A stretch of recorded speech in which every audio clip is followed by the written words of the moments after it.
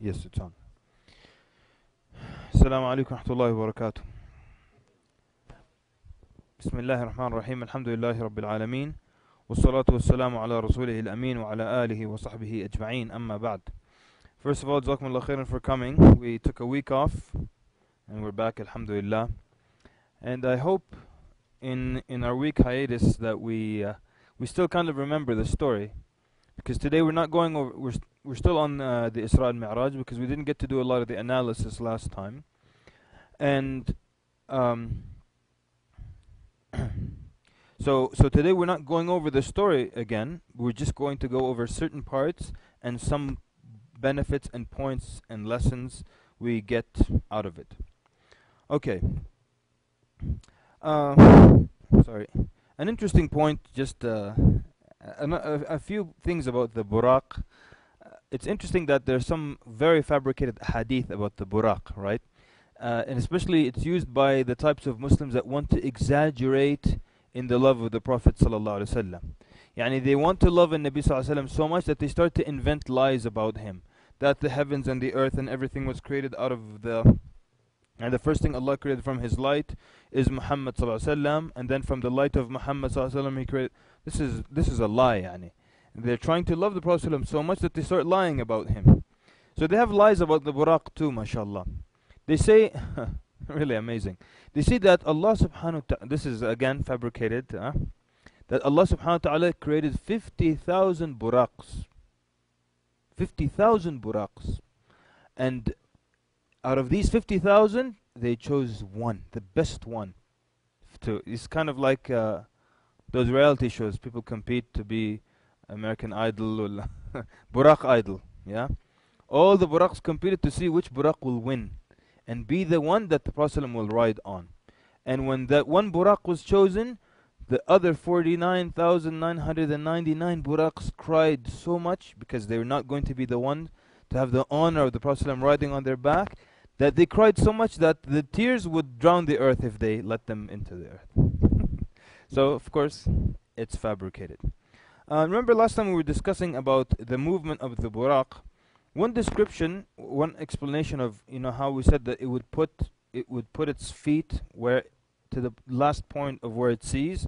It could also be that that it jumps, it leaps, and when it puts its feet, meaning it lands at the last place that it can see.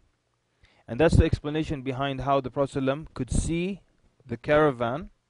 The caravan and the lost camel, because while the buraq jumps, it's way up there and he could see, he gets an aerial view of what's happening. So that would explain to. Okay. So let's try to go now through not through the details of the story, but through points of the story where we can pull benefits. How about to warm up everything here? Let's start with the proof that the journey was body and spirit, and not just a dream as some people claim. What if someone now were to walk in, and as we're mentioning different fine points to prove that this was an actual journey, they started to say, why are you guys, sitting all of you here contemplating on such an issue? So what if it's an actual journey, body and spirit, or if it's just a dream? What's the difference? The point is, Salah is legislated. The point is, the Prophet ﷺ was honored, and that's it. So what's the big deal? Anyone? I don't have an answer. I just thought of this now. What if someone comes in and says, "What's the big deal by his journey?" And I mean, first, تفضل. Okay, yeah. It was a journey to honor a Nabi sallallahu alaihi wasallam. Remember, we said the timing when it comes. It comes after the year of sorrow. The Prophet ﷺ, the persecution of the Quraysh increasing upon him, the death of Abu Talib, the death of Khadija, if you want to call it unsuccessful journey to Ta'if, and all that the Prophet ﷺ endured there. So it comes at a right time. So when you want to honor someone, it's not just they see a nice dream, okay? He was actually honored by Allah subhanahu wa ta'ala and physically went on this journey. The second thing, realistically, is they're making a big deal out of it. صح? Don't accept the accusation that you're making a big deal out of it. The Prophet ﷺ went on a physical journey. It's that simple. You're the one making it difficult. La, he was a dream. You're making it difficult. Prophet ﷺ went on a journey physically, and he explained it that he physically went on a journey, and you're the one trying to make it, no, it's a dream. You're the one making a big deal. I'm not. Yani the man who is upon the default, or the man who is upon what is the truth, isn't the one making the big deal. The one fighting against it is the one making the big deal. Right? Okay. طيب, so then let's discuss then, does the Isra take place in body or in spirit? We mentioned some of the evidences. Maybe we'll just, because I mentioned these, I'll repeat them anyways. We said that in Surah Al-Isra, Allah subhanahu wa ta'ala says, Subhana alladhi asra bi'abdihi. And the word abd, we said, refers to the human being, the combination of body and soul. When you dream of something, you're not referred to as the abd went somewhere. The abd is you, the human being, body and soul. So when the abd goes somewhere, the abd, when the slaves of Allah go to Hajj, they physically go to Hajj. They don't dream about the Kaaba. And does it count as Hajj if you dream of Hajj? It doesn't count, right? If you pray two rak'at in your dream, does it count? You wake up, alhamdulillah, I prayed Fajr, right? Because you know the shaitan does that to you sometimes. Like, you keep saying, I gotta get up for Fajr, then you dream that you got up and prayed Fajr. You just say, Allah, khalas, let me sleep. The sun comes up. So, abd, we said. Also, Allah subhanahu wa ta'ala in Surah Al-Najm praises the eyesight of the Prophet sallallahu alaihi wasallam. مَا زَاغَ الْبَصَرُ وَمَا طَغَى. That the vision, the eyesight of the Prophet sallallahu, he was lowering his gaze. He was not trying to look towards the direction of Allah. So Allah praised his eyesight. He said it did not swerve, nor did it go beyond its bounds. Look into what it's not supposed to look at. So the Prophet ﷺ is praising the eyesight of the Prophet ﷺ. Allah Azza wa Jal is praising the eyesight of the Nabi ﷺ. That's not something that would happen in a dream. Okay. Okay. What other points do you have to strengthen the argument that this was a physical journey? Remember, just to jog your memory, the next day the Prophet ﷺ is sitting really disturbed how he's going to explain this story. There's even a narration that Hani told him, don't tell anyone about it. And he said, no, I have to. That's his job. Right? But what do we have as evidence to that? اتفضل.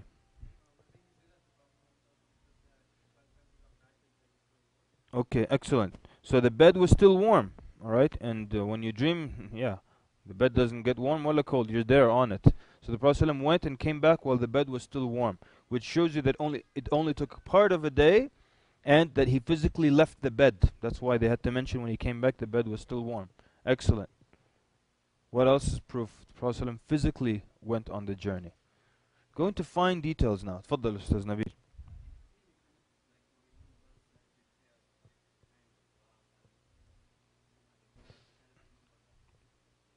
Yeah. It doesn't fit the description of a dream. Like we said, when you dream, you don't lock the car and check the car again and then tit and check it again, and you just go. I dreamt that I went to ISC. Khalas, I arrive at ISC, right? And I don't remember locking the car and then checking it. Is it locked? Did I park in the right spot? This in the dream, this doesn't happen. And the dream usually, how many people here had a dream where the journey started and the journey ended? The dream, you just wake up somewhere, right? And suddenly you're in Arizona, and then it ends in the middle of it. This is an incident where you have, okay, so, no? That you start and you have the ending. You even return home from the dream. Aywa, jazakallah khair. So dreams just end. You don't then take the train back to your house and you're waiting in the dream. Okay, then now I can wake up. I'm home. It just ends and starts and ends. But here we have the details of the beginning of the journey. And then we have the details of the return of the journey. So all these details will start to lend to the argument that it was an actual journey. Type something else. How about, for example, part of what Sheikh Nabil said is that the Prophet ﷺ tied the buraq.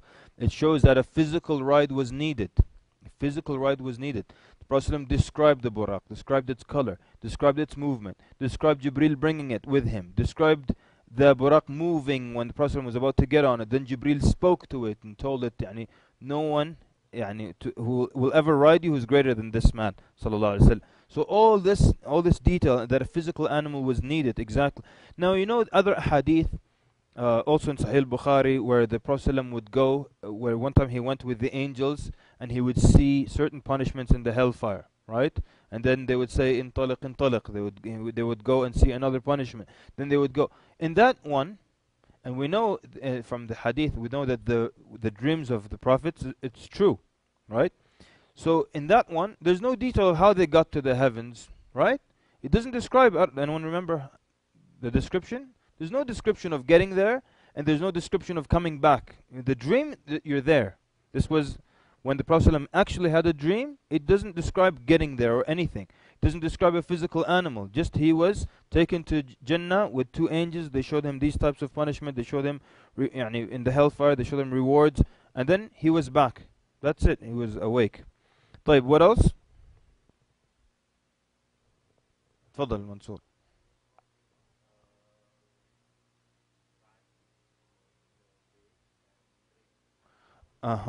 Excellent. So the Prophet ﷺ drank from the container of the caravan, the Quraysh caravan coming back, right? He drank from the container. That's physical. And he spoke to them. They were there, and he spoke to them. And the ruh, in order to speak and to communicate with living beings, you need to be in body in order to communicate with them. So drinking, speaking to them, all this is evidence that it took place physically. What else? أيوة. Okay. طيب, you could also use that. طبعا people who want to prove it or insist that it's a dream, they can argue, well, you can drink in your dream. But okay, very good. What else? نعم. I'll get to you. تفضل. جزاك الله خير. أيوة. Excellent. Excellent. This is very strong point. Jazakallah khair, Mansoor. Very strong point. Why was it a big deal for the Quraysh if it's a dream? Why on earth would it be a big deal?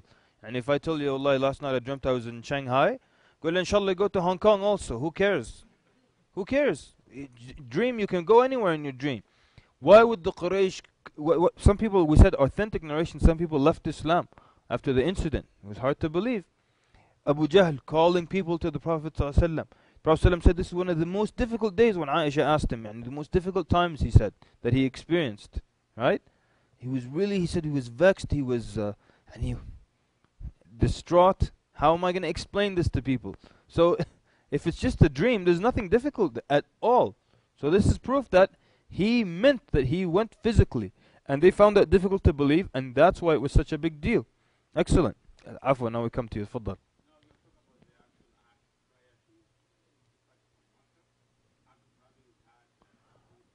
Excellent.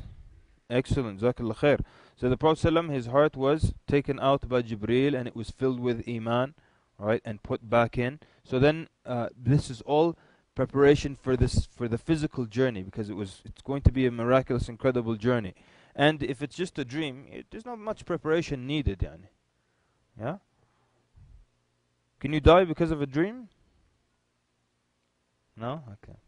There's some Africans that believe that if you die in your dream, you'll die in your sleep. But then again, how can you prove it then? Even if someone dies in their sleep, you can't prove that they had a dream. They got shot or something. So he didn't wake up for Fajr. Okay. طيب, so the physically taking out the heart of the Nabi Sallallahu Alaihi Wasallam's preparation for a physical journey. Excellent. What else? اتفضل عفوا اتفضل.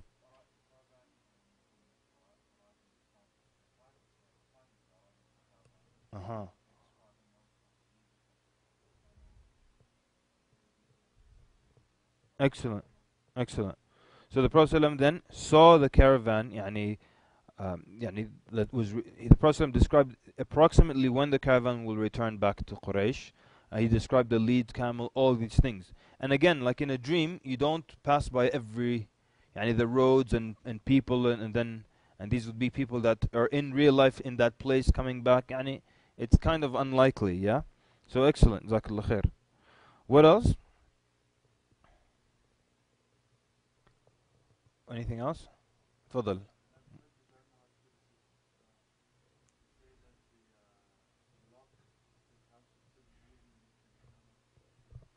Mm-hmm. Uh-huh. Okay, okay.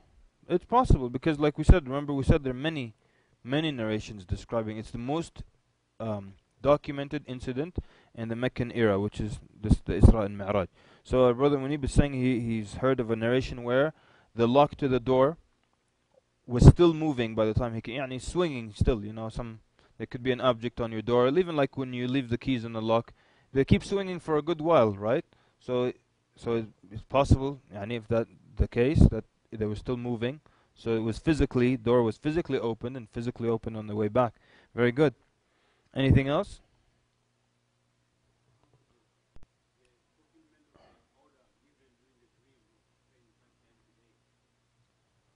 Uh-huh. What do you mean? Sorry. Mm-hmm.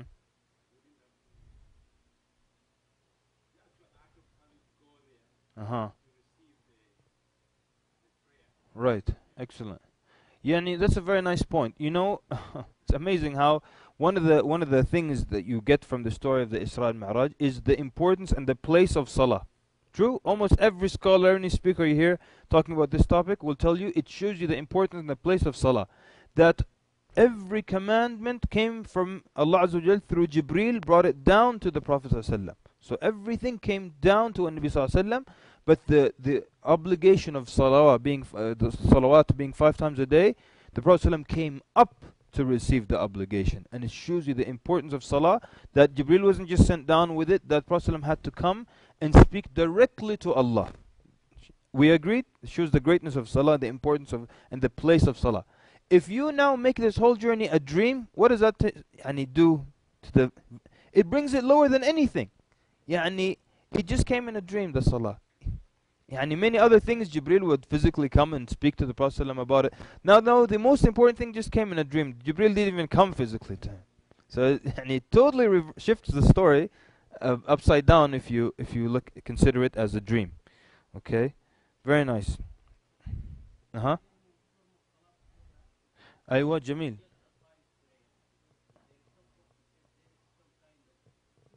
أيوة أيوة. Excellent.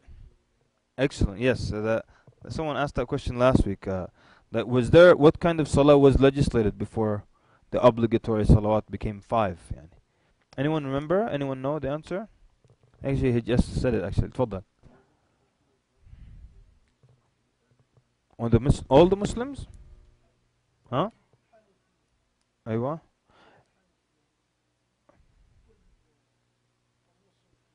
أيوة. طيب. Okay. Okay. What else? Anything? Okay.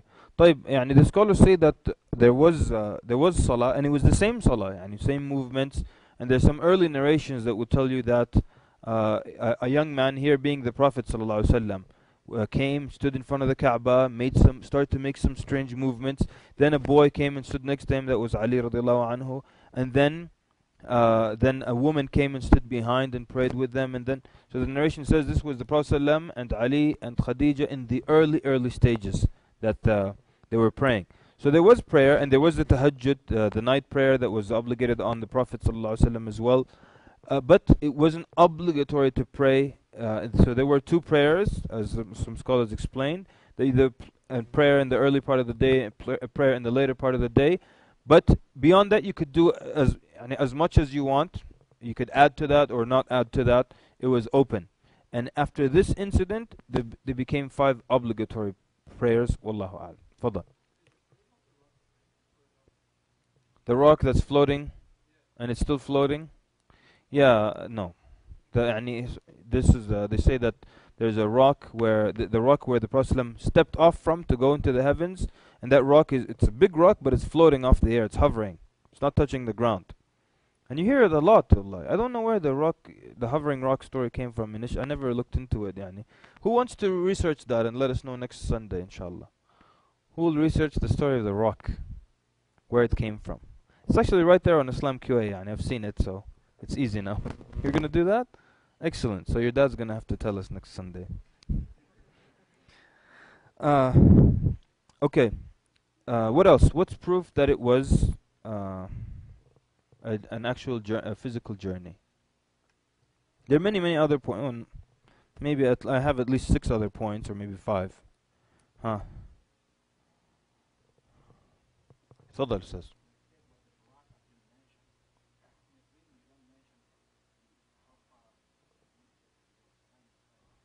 Uh-huh. Okay. Okay, yeah. So the extra details, even the way the Burak moves, all of that is not typical of a dream, yani, the means of transportation. So on that same note, the Mi'raj itself. Okay. Oh, there was an excellent question last Sunday. I don't know if this was done after the class or during the class. Remind me. Someone asked, I think it was during the class, yeah.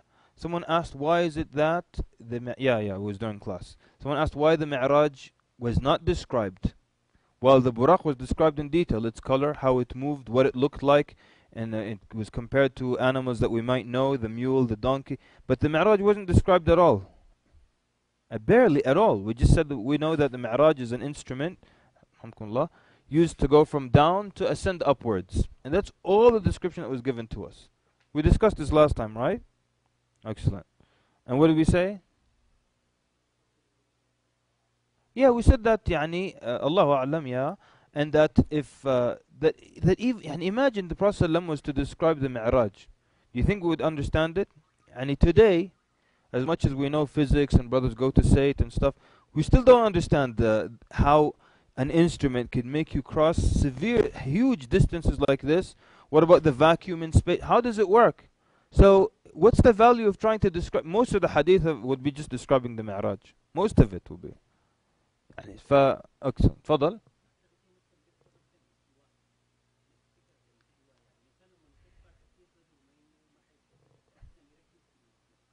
أيوة أيوة جزاك الله خير. جزاك الله خير. يعني realistically يعني even if you understood it, it's not part of the like the benefit of the story. يعني how the Prophet ﷺ got to the heavens. What's most important is what happened when he got to the heavens. He saw some of the punishments of the hellfire, some of the rewards of paradise. He spoke to Allah Azza wa Jal, Sidrat al-Muntaha, the furthermost lot tree. That's what's most important. Salah was legislated. How he got there, yani that's the least of your. It's not that important. Yani like someone tells you, where were you? Allah, we haven't seen you in a while. Ya Wallah, I went to Somalia to visit the family. Did you travel first class or economy? Does it matter? How is the family? What happened when you got there is more important. I don't care how you got there. Yeah? Excellent. So it's not part of the most important focus. تفضل. أيوة.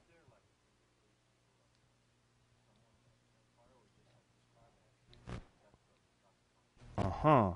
طيب, so the punishment of the hellfire, like when the Prophet ﷺ would see in this dream, these people would be punished and people would be يعني, punished in a certain way for a certain sin. Are those people who are actually in the hellfire at the time, or are they just the descriptions of what would actually happen to them? Yalla, raise of faith, people. Huh? Okay. Anyone else? تفضل. Okay.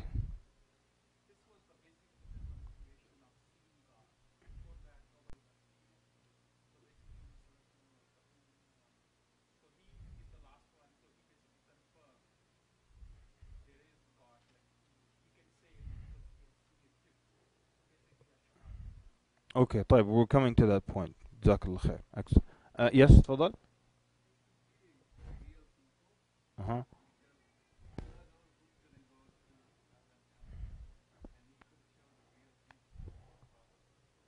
Mm-hmm.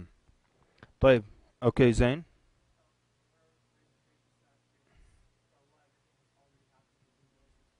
Mm-hmm.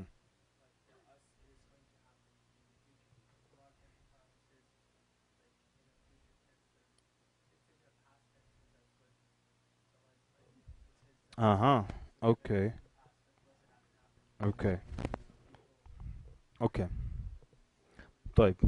Alright, I actually don't think this was mentioned in Raise of Faith Calgary.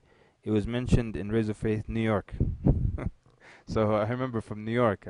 Anyways, the Sheikh explained that there were some scholars who felt or believed that yes, these were actual people in the hellfire, and others that no, the judgment begins after the Prophet ﷺ makes sujood under the throne and makes certain praises of Allah. Then the books will start to land in people's hands. Then the judgment begins, and then people go to paradise and the hellfire. So that hasn't happened yet. So some scholars said that those were just people shown to the Prophet ﷺ, so he would be aware or so he would see the types of punishment, and not necessarily people in the hellfire at that moment. Wallahu ta'ala a'lam. Okay. Remember also from the story that one of the benefits is that the one of the things that honored the Prophet ﷺ is that he became the Kalim of Allah. We said Musa alayhi salam was the Kalim of Allah, and Ibrahim alayhi salam was the Khalil, and the Prophet ﷺ got both honors to become the Khalil and the Kalim of Allah. The Kalim means that Allah spoke to him directly with no translator or interpreter between him and Allah subhanahu wa ta'ala. So part of that honor of being the Kalim of Allah is that Allah speaks to you directly. And if it's a dream, it's not the same honor. Is it? It's really not the same honor. And nothing in the dream is the same as being in real life. Yani. You can't tell me, Wallah, I ate some delicious mangoes yesterday in my dream. La, it doesn't count. You can't tell me I went to Australia and it counts. La, because that was in your dream. So it's not the same honor, yani. One time I got a check for $1 million in my dream. But when I woke up, it wasn't there. So it's not the same honor. If I wake up, it's on my pillow, then I'm honored, yani. So for the Prophet ﷺ to be a Kalim of Allah, it's a bigger honor if he actually spoke to Allah. Not if he saw in a dream, yani, hears Allah speak to him. It's a bigger honor, actually. But also remember also that Allah Azza wa Jal says that the Prophet ﷺ saw some great signs from his Lord. This was part of the honor also, that he would see great signs of his Lord. One of those great signs, he saw Jibreel alayhi salam in his original form. And again, it's more of a big deal if the Prophet ﷺ actually saw Jibreel in his original form, rather than just in a dream he sees the form of Jibreel alayhi salam. Also there's other issues like knocking at each one of the doors of the heavens, and then the angel would ask who is, and then they would give permission and open. Then they would knock in the second heaven, and knock at the third, and knock at the fourth, and knock at the fifth, and knock at the sixth and the seventh. All this detail, and knocking to enter and permissions and all that further moves it to be less likely of a dream than it is an actual journey. I think also on the issue of the Prophet ﷺ being nervous the next day about explaining the issue, yet he didn't keep it to himself. ﷺ. He immediately told people what he saw, because this was the da'wah and this was the message that he's entrusted with. So even if it might cause personal embarrassment for him, or people to disbelieve him, or to accuse him of lying or anything like that, he still went with that obligation and told as we said in the narration of Hani telling him, don't tell this to people. He still ﷺ went ahead and told it to people. And then we said then they started to ask him, they're testing if he's truthful. So the people who had seen Bayt al-Maqdis told him, describe Bayt al-Maqdis to us. And he described it a little bit based on that brief moment where he prayed there. Then they start to ask about how many pillars are inside, how many windows, what color are the handles, too much detail. He said then Allah subhanahu wa ta'ala brought the image of Bayt al-Maqdis right in front of me. So I could see everything. And every strange detail they asked about, I could tell them. Every little detail. And so then they said, أَمَّا النَّعْتْ فَقَدْ وَاللَّهِ أَصَابْ. As for the description, wallahi, he got it accurately. He has it down, as they say. But still they refused to believe. Even after the caravan came, they said, we heard the voice of someone telling us where the lost camel is. The lead camel was as he described, ﷺ. Yes, we had a container of water. The water decreased, and they still refused to believe the Prophet ﷺ. And shortly after this event is when also the splitting of the moon happens. And after all these great signs, and they're still refusing to believe. طيب. Remember we discussed, we didn't really discuss, but we started speaking last time about giants, and because he said Prophet ﷺ saw Adam alayhi salam, and he said he was 60 dhira', 60 arm lengths, really, really huge. And he said that human beings would decrease in stature from that moment, yeah, from that time, from Adam alayhi salam onwards, right? And that's why the people of Nuh and Nuh alayhi salam, the scholars also call him the second Adam. The second Adam. Allah Azza wa Jalla says in the Quran, ذُرِّيَّةَ مَنْ حَمَلْنَا مَعَ نُوحٍ. So the offspring of those that were carried on the ark along with Nuh. So he's the second Adam because kind of like the generation started again after Nuh alayhi salam. And Allah Azza wa Jalla describes the people of Nuh, وَزَادَكُمْ فِي الْخَلْقِ بَسْطَةً. And Allah also increased you in size. So the people of Nuh were bigger again. And again, people start to get smaller and smaller and smaller. So we'll look at some, these are some of the images we spoke about last time. If you can see them. This one is a bit small. But this is basically a giant skeleton. This is an excavation site. So you can see that's a small guy right there, a small man. And he's smaller than the skull. There's another small guy watching over. This is the skeleton of a giant man, right? And then more of them. Another giant man found in, I don't know, Sudan or something. And then that's that same one. Okay. You can't see it well, huh? I thought they would pixelate it, but okay, huh?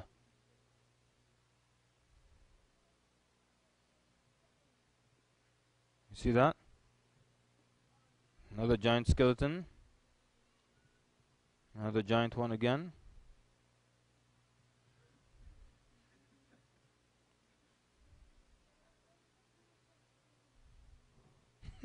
See, even the kids are saying there's no such thing as a giant skeleton. Oh, these are two. MashaAllah, they were sleeping and they didn't wake up. They died in their dream. Okay. This is another one. I'll try to enlarge it. These are people. That's a small guy. That's a small man. And this is the skeleton. This is a huge grave. Okay. And every email will tell you something different about it. This is another one. If you look, there's a tractor or some kind of machine there, and this is how big the skeleton is. Now we're not going to spend too much time on it because, as we said last week, they're all fake, right? So the first one,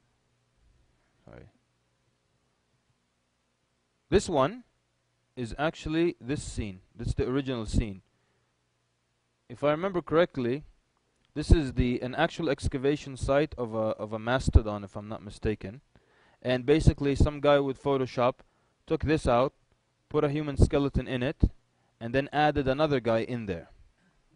Okay, this is an actual site, National Geographic, and the guy basically, lying for the sake of da'wah, made it look like that. And if you look at it, a lot of things don't make sense, yani. Nobody puts a shovel into a fossil like that. Yeah. No one puts a shovel.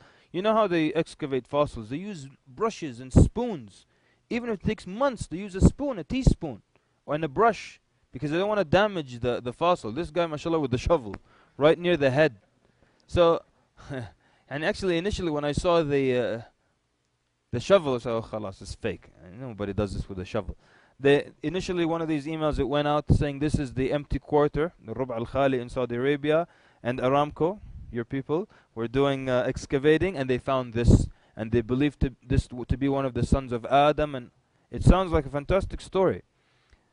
It's similar to the incident of the splitting of the moon. Why is it that today people find fossils of small, they find apes, yani, but why don't they find giant skeletons today? When they dig, how come they don't find huge skulls, big teeth?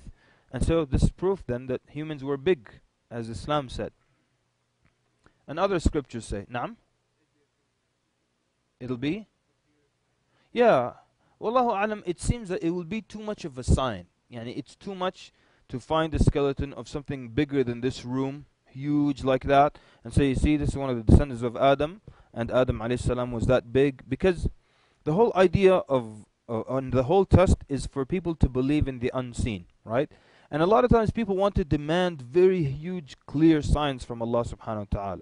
But that would defeat the purpose. يعني if your professor tells you, um, طيب, your professor tells you, you have a huge exam, be prepared. He keeps threatening you about the exam. When you come, the answers are on the board. Is it a test? The answers are there. It's not a test. Many non-Muslims will tell you, well, why doesn't God appear on TV and speak to us? Okay? يعني they don't even think when they see things like that. يعني appear on TV. And which channel then? There's going to be, each network will say, no, we want to broadcast this. And then, يعني how much is it going to cost for commercials on that one? Wallah, Super Bowl commercials $1 million a second. Now what? God's on TV. يعني it's not realistic. يعني huh? If you see the unseen, it's not a test anymore. Fir'aun saw the unseen at the end. When he saw angels of death coming, he believed at that point, but it's too late. Every atheist in the history of humanity, when they saw the angel of death coming, they believed, but it's too late. And that's why when you have major signs, it's too late to believe. Like when the sun comes out from the west, it's too late to repent after that. Or when, what's the other one? Adab, the beast. When it comes out, it's too late to repent after that, because it's a major, major sign. And the Dabba is going to label people as mu'min and kafir. And even people in the market will call each other by these labels. You know, ya mu'min, how much are the tomatoes? Ya kafir, it costs this much per kilo. Like that. It's too late, and it's too big of a sign, wallahu alam. And that's probably why people won't unearth something of that magnitude. Mustafa, you want to say something?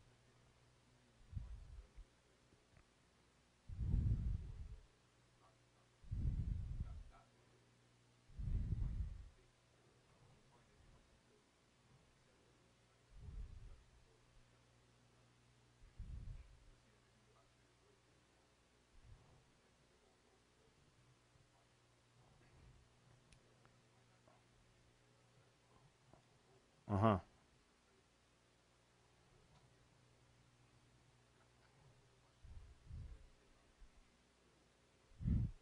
That's true. That's true, actually. And there are actually studies that say that. Yani, there was one study that, this was like early 90s or late 80s, that said that the average height of Japanese citizens increased by 2 inches after the introduction of American fast food into the culture. So people start to get bigger, you know, eating all this good chemical stuff. Anyway, yeah.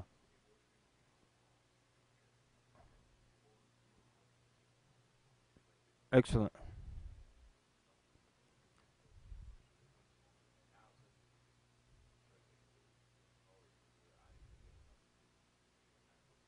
So Brother Mustafa is, for those who can't hear, he's saying that, I think we're done here. He's saying that people were shrinking, and then because of what happened with the food industry, suddenly the shrinking stopped for a while. Excellent. طيب, um, where are we? Okay, so let's see here. So we said from the story overall, then you see the importance of the salah.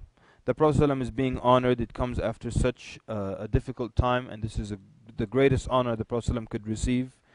It was also a test for the Muslims at that time to believe in it or not. And that's why when Abu Bakr was told of this incident, he came running to the Prophet ﷺ, and he said, did you go to Bayt al-Maqdis last night and wake up amongst us today?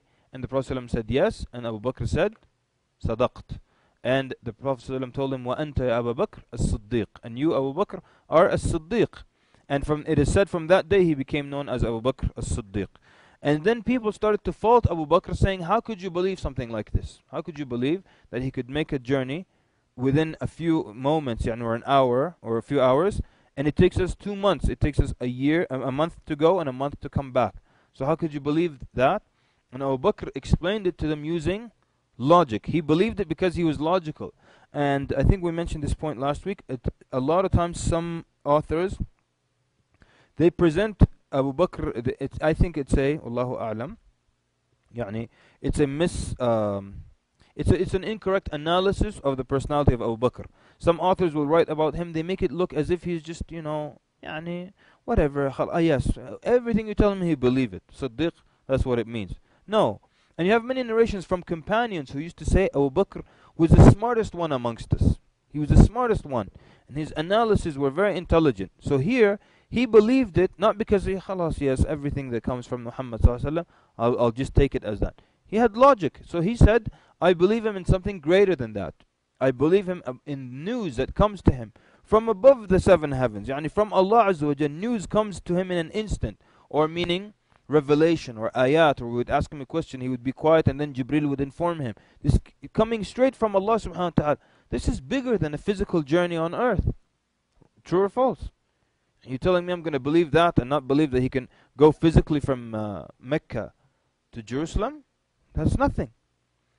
Based on his logic, yani, he believed in the Prophet sallallahu alaihi wasallam. Also, like yani, during the Treaty of Hudaybiyah, and Umar would go to Abu Bakr and ask him questions, and he'd go to the Prophet ﷺ, and Abu Bakr many times would give answers similar to those of the Nabi sallallahu alaihi wasallam.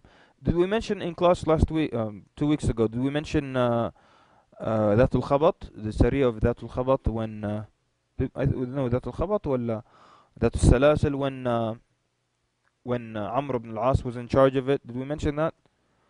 And a lot of strange things happened, and Amr ibn al-As was just Muslim for 6 months, and he's put in charge of Abu Bakr and Umar and great Sahaba who were there since Mecca, and suddenly they put Amr ibn al-As, 6 months old Muslim, as their leader, and he has to lead them in Salah, and then so many things happen, and every time Umar radiallahu anh would complain, and he would complain to Amr ibn al-As, and he wouldn't listen to him. Then he'd complain to Abu Bakr. In the end, Abu Bakr said something phenomenal to Umar radiallahu anh. He said, had he not been better than you as a leader in this instance, the Prophet wouldn't have chosen him over you. The Prophet always chose the perfect man for the job. He always chose the right guy. It's not like, whatever, our life today or our elections today, the great guy, the better one loses because the other guy had more money, more advertising, or smeared this guy. The Prophet would always choose the right person. Now Abu Bakr believed that. He said, why would he just analyze it? Why would the Prophet choose someone who just became Muslim 6 months, put him as a leader above Abu Bakr, above Umar? Because he's the right person for this specific job, and that's why he was chosen. So that was the answer that was given to him by Abu Bakr. When they finally returned to Medina, what happened? They brought all the complaints against him, and he was right in every single one of them. So that means, by extension, Umar was wrong in every single one of them. And Abu Bakr knew the Prophet ﷺ made the right choice. He didn't have the arguments, but he knew the Prophet ﷺ made the right choice. So he did it based on logic, not just based on, okay, I accept whatever comes. Okay. So we said it was a test for a lot of the Muslims, and some of them we said left Islam. The Prophet ﷺ saw some of the punishments of the hellfire, some of the punishments, some of the rewards. And so then we have someone who actually saw punishments in the hellfire, or saw the hellfire itself, right? Like one time a non-Muslim was telling a Muslim, how do we know all this stuff? No one ever saw it. So the Muslim is a Muslimah. She said, yes, the Prophet ﷺ saw it. And there's a difference there's a difference between knowing a place exists and someone actually seeing it, right? And even Allah mentions these differences. To you right now, there's a difference between knowing something and then seeing it and then actually touching it or tasting it. True? And that's why Allah says always in the Quran, Allah mentions ilmul yaqeen, aynul yaqeen, and haqqul yaqeen. There's a difference. Because if someone trustworthy tells you there's an apple in my pocket, I trust him. I believe it without even seeing the apple in your pocket. I know this person is truthful, he doesn't lie. I believe 100% there's an apple in your pocket. It's as good as seeing it. But even though this person is so trustworthy, when he takes the apple out of his pocket, you believe more now. Sah? You didn't think he was a liar, but now you believe it more because you saw with your own eyes. That's aynul yaqeen. And then it could still be wax fruit. It could be a toy apple, could be plastic, right? Then he gives you and you taste it. Now that's haqqul yaqeen. And that's why when you reach Al-Jannah, Allah Azza wa Jalla will describe a lot of times in the Quran haqqul yaqeen, because people will actually feel it and taste it, and they'll know this reality. So the Prophet ﷺ then Beyond علم اليقين, it became عين اليقين. He saw also, and he physically with his eyes saw يعني heaven and the hellfire والعياذ بالله. Okay, um, where are we? طيب. Anyone else? Anything from the journey? Any point that you picked up? Anything? تفضل أستاذنا. Mhm.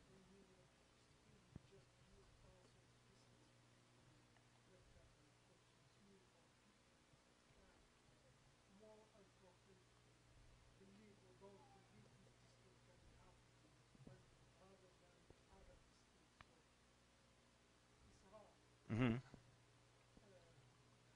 أيوة أيوة أيوة.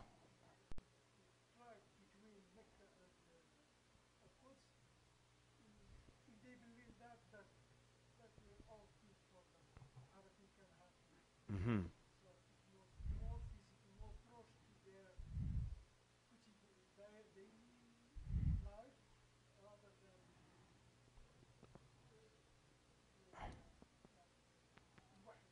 أيوة أيوة. So you're saying, let me see if I understand. Uh-huh. The analogy to explain. Mhm.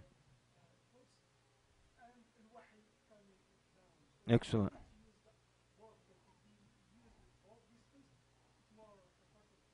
أيوة. Excellent excellent. جميل.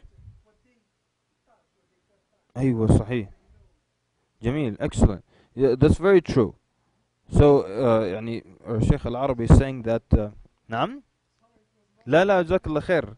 He's saying that it's interesting how the focus of the Quraysh was on the physical part of the journey. They didn't get to or care about the second part, ascending, and most of their focus was on just how could you possibly go from here to there. They didn't even get to the second half of the story. Just how could you possibly do this and end up here the same night. And subhanallah, um, you know, uh, they didn't know, or they didn't have the means of communication that we have today. But it's amazing how for two Muslims, a Muslim that found that hard to believe at that time, and a Muslim today, how it's so easy to believe it today that you can go and come back because of the means of transportation that we have. And these are things that men created. Yani airplanes, and these inventions, they're all man-made creations, and they enable us to believe such a thing. But what if now it's a creation of Allah Azza wa Jal? And I should believe 10 times more, even so. And if I can believe because of man-made creations that yes, it's possible to go to Bayt al-Maqdis and come back the same day because of man-made creations, then what if I focus on the creation of Allah subhanahu wa ta'ala? Could I then believe it or not? It's just interesting how, and if you took a Muslim from today and put him back at that moment, he would be like, yeah, that's normal. We do it all the time, right? Subhanallah. Okay. Um, anything else from anywhere from the story? تفضل. I'll come to you. تفضل.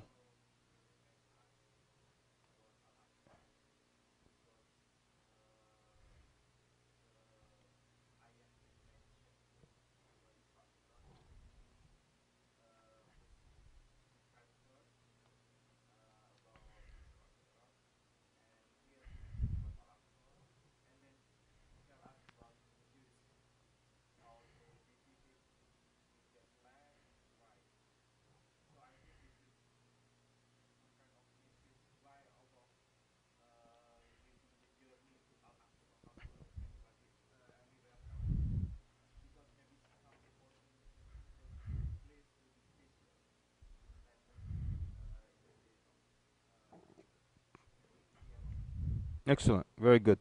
طيب, so then we'll go over again some of the points we said about the Masjid al-Aqsa.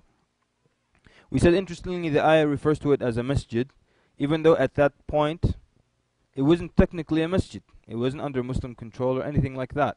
But Allah subhanahu wa ta'ala called it a masjid. And some scholars point, and this is a beautiful point, that it's an indication and a subtle يعني بشرى إيش يعني أيوة, like it was a subtle glad tiding that this place is also going to be part of يعني the control of the land under your ummah. and it's going to be a masjid, even though it's not today. Naam? Aywa, excellent. So and then Allah subhanahu wa ta'ala mentions the barakah in the land.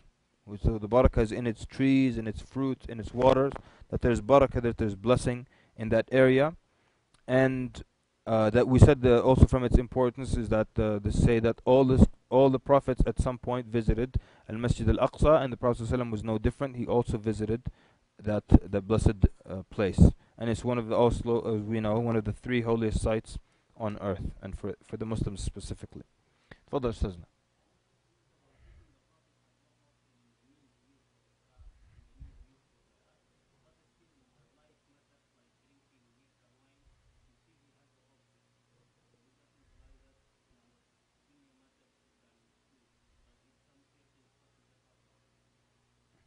Absolutely, يعني, as you know, يعني, people when they ask you, do you have a choice in life, or is everything chosen for you, or can you do anything? And if I put down this pen, am I putting it down, or is Allah making me put it down, and things like that.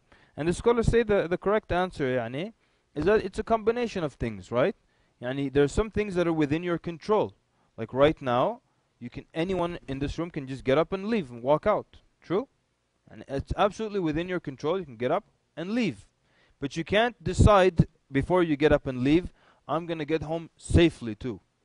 And nothing's going to happen to me. You can't decide that part. That's up to Allah subhanahu wa ta'ala. And there's no one who's going to decide, Wallahi, I want to die when I'm 76 and from natural causes. I don't want to die from cancer or from anything like that. No, you can't make that choice. So that means life is a mixture of things that are within your control, and then certain things that are decreed that will happen to you, and you cannot control these things. Okay, anyone else? Fadal.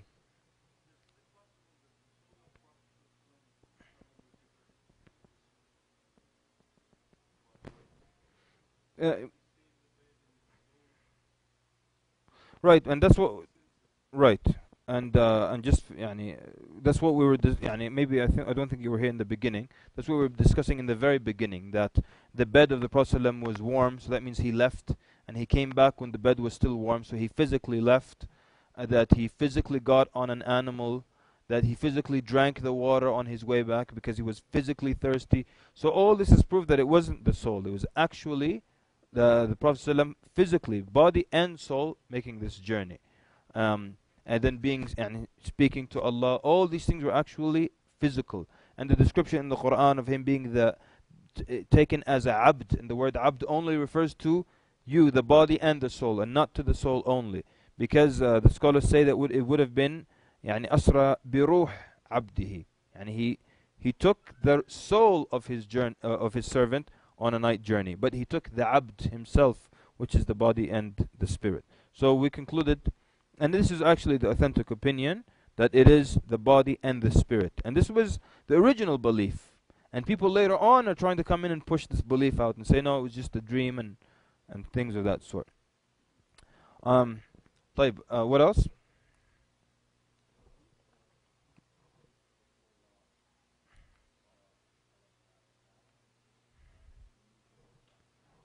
Did we discuss that? We did, huh? Yeah, we discussed that, yes. The narration of Aisha radiallahu anha in al-Bukhari, she said, whoever tells you that the Prophet sallallahu alaihi wasallam saw or has seen his Lord, he has lied. Yani, Aisha radiallahu anha is saying, if anyone tells you that the Prophet ﷺ actually saw Allah subhanahu wa ta'ala, he has lied to you. The Prophet ﷺ was asked by Abu Dharr, هل رأيت ربك, have you seen your Lord? And the Prophet ﷺ's answer was, نور أنا أراه. He said basically, يعني, there was light, so how could I see him?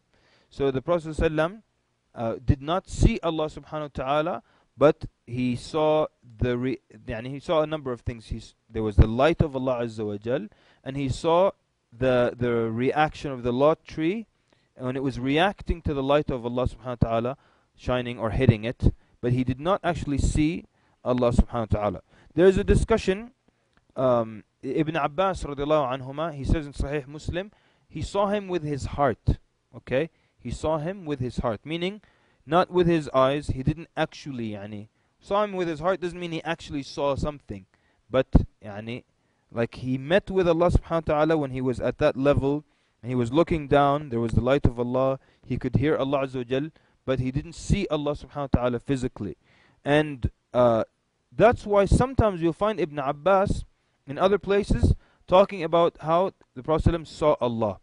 You understand the statement of Ibn Abbas with this other statement. Ibn Abbas explaining that he saw him with his heart. So whenever he says, yes, when the Prophet ﷺ saw Allah or anything like that, we refer it back to this statement. He means he saw him again with his heart. And there isn't anything, yani, so that is the stronger opinion, and that's where the stronger evidence is that the Prophet ﷺ did not physically look at Allah Azza wa Jal. طيب. نعم. Yeah, you can use that because yeah, Surah An-Najm is praising the eyesight of the Prophet ﷺ, that it didn't swerve and it didn't transgress its bounds. So he wasn't even trying really to take a peek or to look up. And so, yani, our Shaykh al-Arabi is saying you could possibly use that ayah to say that yani, that the Prophet ﷺ didn't look at his Lord subhanahu wa ta'ala. Okay, what else? Anything else? Any other contemplations? Or any other benefits you get? Tfaddal.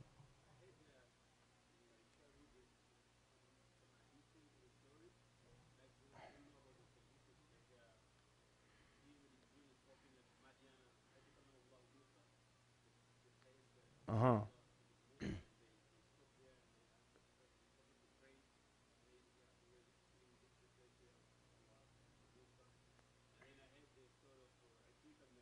Mm-hmm.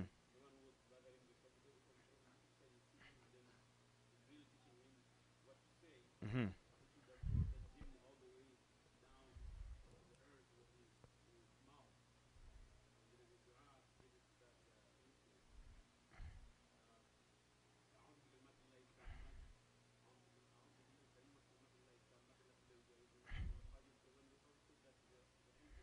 Mm-hmm.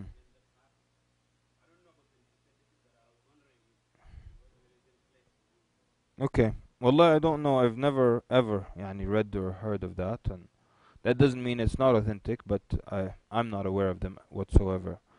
And I'm not aware of any other stop at all on the journey back from the Mi'raj. Um, and also, yani, the Prophet ﷺ, remember, he met Musa alayhi salam at the sixth heaven. He met Musa alayhi salam himself, and Musa alayhi salam welcomed him. And we said that was another way of honoring someone, is when everyone's expecting your arrival. So that's why every one of the prophets told the Prophet ﷺ to welcome, يعني يعني O honored prophet, righteous prophet and righteous brother, except for Ibrahim alayhi salam and Adam alayhim salam, they said righteous son. So all of them were honoring and meeting the Prophet ﷺ like that, and that's greater than just to go to a place where Musa spoke to Allah. So the Prophet ﷺ met Musa in the journey and spoke to Allah Azza wa Jal. So it's almost يعني like a lower level to go to a place where someone else spoke to Allah. Well, you met that person and spoke to Allah yourself during the same journey. Wallahu ta'ala a'lam. Okay, anyone else? Anything else? Anything else? Any other benefit that you would get from the story of Al-Isra wal-Mi'raj? What about the date? Faddal. Go ahead.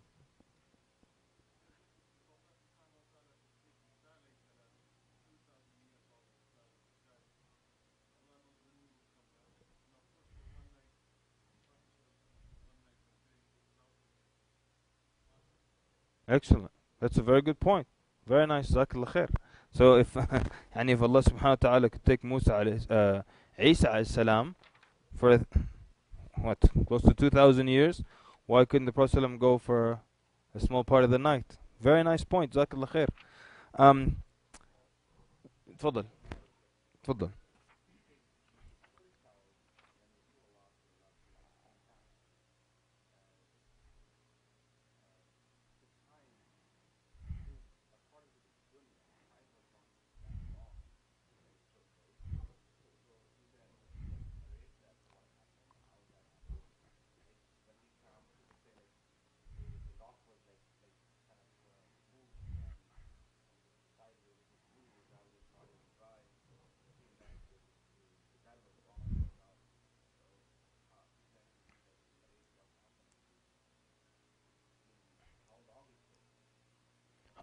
how long the dunya trip, how long the dunya time was. Yeah, and that's basically what they're alluding to when they mention that the bed was still warm or this area was still wet. All these are to give us a worldly sense of how long it takes.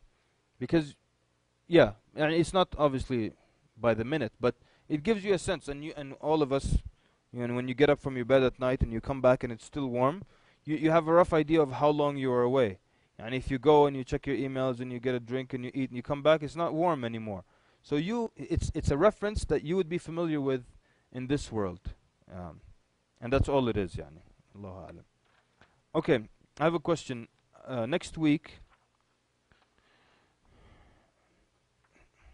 how about next week we do the Prophet ﷺ's dialogue with the different groups and different tribes to see who is going to yani, give him support and allow him to. Does that sound good? Or is there any other incident you want? Because from that point, we start to prepare for the hijrah. Unless there's any point someone wants to do before that. I purposely skipped the first hijrah to Abyssinia, the second hijrah, because it doesn't, yani, there's benefit obviously, but what we're trying to do is go over detailed points and specific lessons and wisdom. So that's, we're all agreed we'll do that next time, inshallah. Because really you'll find some amazing things. There were many people that came close to being the Ansar, but subhanallah, last moment they'll ask for things like, after you die, we're in charge after you. It's like basically they want to inherit the control, you know. And the Prophet then would leave it. He wouldn't accept and say maybe I'll change their mind later. He wouldn't accept. So there were interesting dialogues that went back and forth until the Prophet decided and settled on the Ansar. And we'll do that inshallah next week. طيب, anything else? There's 4 minutes. We can stop. You can prepare for the salah. Does anyone have any other observation, anything about or any benefits from the Isra and Mi'raj?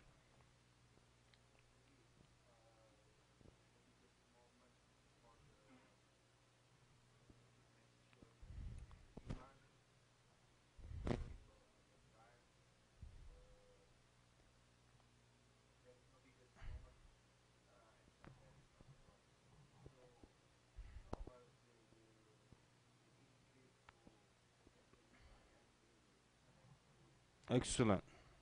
Jazakallah khair. And that's a very important point, Barakallahu Feek. And that's actually one of the most important things, or يعني, the biggest benefits out of fitna. And when Allah tests people, why does Allah test people like that? Because when people are tested, and some people leave Islam, or some people break, and some people run away, it leaves you with what? The strongest, the best, the purest. SubhanAllah, the word fitna itself, when you look at it, that's what it means. يعني when you teftin something, like they will tell you, they will say يعني فتنت الذهب والفضة. يعني when you فتنت الذهب, it doesn't mean you tempted the gold, or it means you put the gold over a flame, the heat. And because gold in its natural form, it has other things mixed with it, it has other ores, but when you purify it with fire, what comes out? Pure gold. And then what? Who is the Sayyid people? The stuff that comes out, what else comes out? The other impurities, other metals come out. But when you put it in the fire, pure gold comes out. Same thing with the ummah, right? When they're tested, who remains and who survives the test?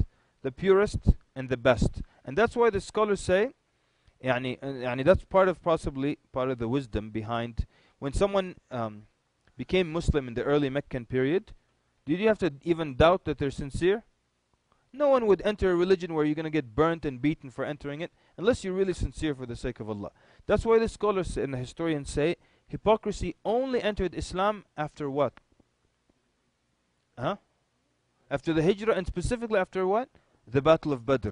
Why? Because then the Muslims started to have some strength. And so many people, hypocrites, started to pretend to be Muslims because Muslims were strong. But when Muslims are weak, no one's going to pretend. There were no hypocrites in Mecca. Why on earth would they go through that? So the test keeps the best and the purest. And this test, this was one of the benefits that came out of it also, is that the best and purest Muslims remained. And those who were shaky to begin with, they left Islam because they couldn't handle that test. So that's one of the benefits of the fitan and the testing. Wallahu ta'ala a'lam. I think we'll last comment. Faddal.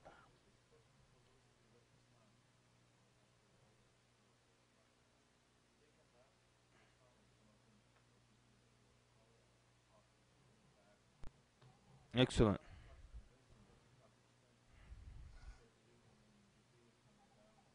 Excellent.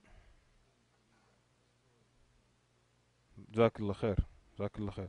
طيب Sheikh Walid is asking, يعني he's saying, the people who left Islam, is there anything to say that, someone went back to them, gave them da'wah again, they came back to Islam later on? I'm just going to answer, I personally have not read any narration that mentions their names. I do know that there are authentic narrations that say some people even left Islam, but I've never seen a narration that said so and so and so and so and so left Islam. And if there was such a narration, then you could easily just go back and see, did they die upon Islam or not? Then you would be able to answer if they returned back to Islam or not. But as far as I know, I've never seen any narration. And if anyone knows anything that mentions names of people who left Islam after Isra and Mi'raj, feel free to share. طيب, جزاكم الله خيرا for your attentive listening, and inshallah next time we'll continue with the dialogues. صلى الله وبارك على محمد وعلى صحبه أجمعين. والسلام عليكم ورحمة الله وبركاته.